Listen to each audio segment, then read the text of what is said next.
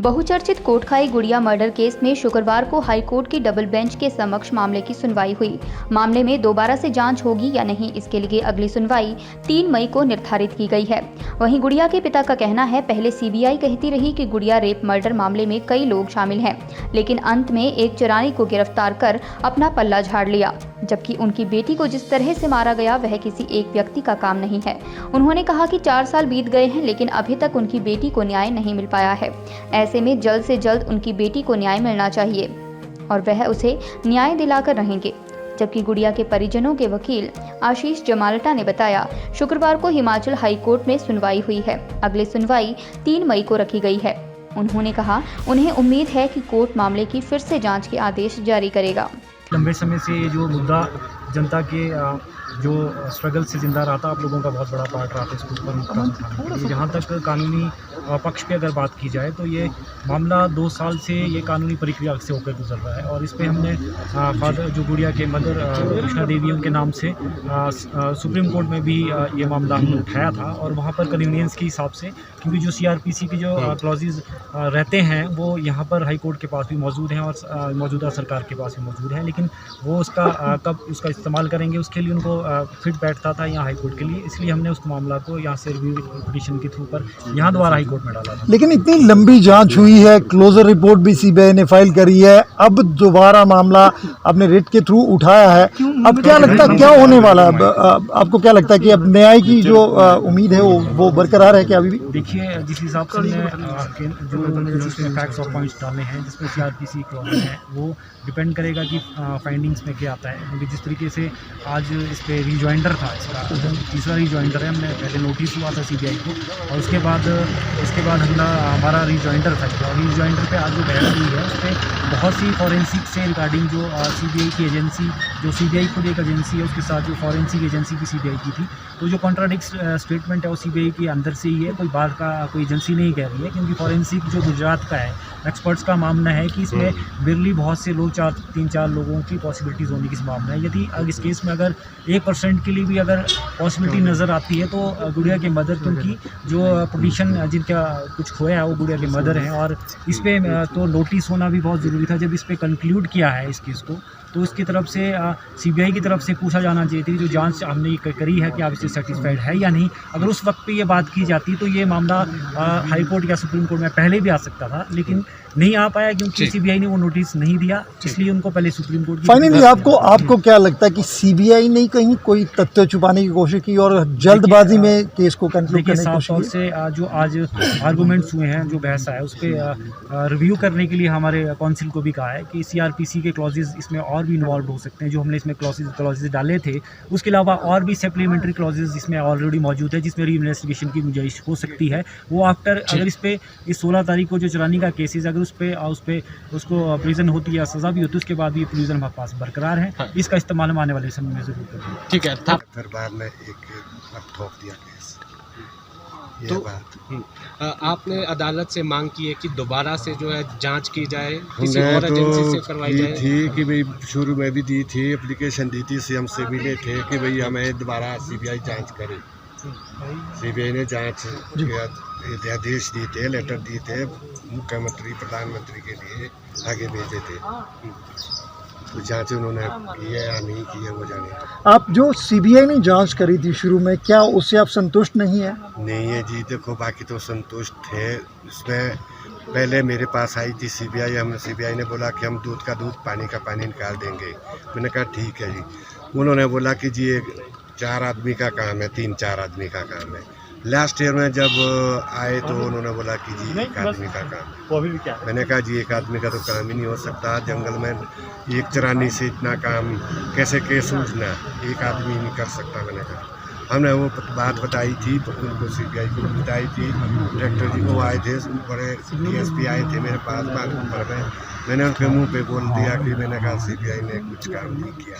Direct बात ये की थी, मैंने उनसे बोला था कि भैया आपने तो कोई काम नहीं किया जी, आज भले ही आए हैं चाहे बड़े अफसर है, बोलो जिस हिसाब से बात करो। मैंने कर दी सामने बात, मैंने कहा जी 1 आदमी का।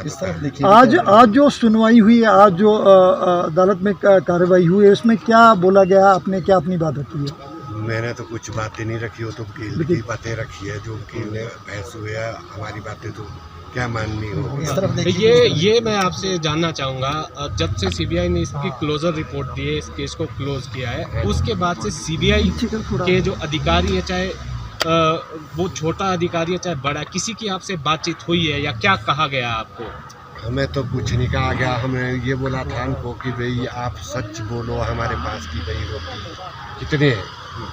उन्होंने बोला कि रुपया हमारे इसमें तो नहीं किया। तो हमने इस पर बहस की उनसे भी, सीबीआई से भी, कि भाई एक आदमी का तो मैंने का काम ही नहीं है। 3 दिन 4 जुलाई को लड़की जब जंगल में थी तो 4 को भी 5 को भी 6 की सुबह मिली है हमारे को उस खड्डे पे।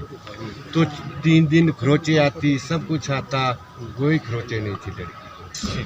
तो जो हमारी जो बात है तो बाकी जाने भगवान क्या है कैसा है। आपने लगातार सरकार, मुख्यमंत्री से मांग की है, सरकार ने आपकी मदद की है क्या? कुछ नहीं कीजिए अभी तक। बस ऐसा है कि भाई आगे केस तो किया है सरकार ने ही चलाया। काफ़ी सीबीआई भी तो सरकार ने भेजी है। हम जब यहाँ से लोग सड़कों पे उतरे तो काफ़ी हेल्प की है सरकार ने भी। ऐसी बात तो नहीं कि सरकार ने हेल्प नहीं की, काफ़ी खर्चा किया है। बहुत ज़ोरों से लोग भी उतरे हैं सड़कों पे, सीबीआई भी मंगाई गई है, सब कुछ हुआ है। ऐसा तो कुछ नहीं कि सरकार ने नहीं किया है।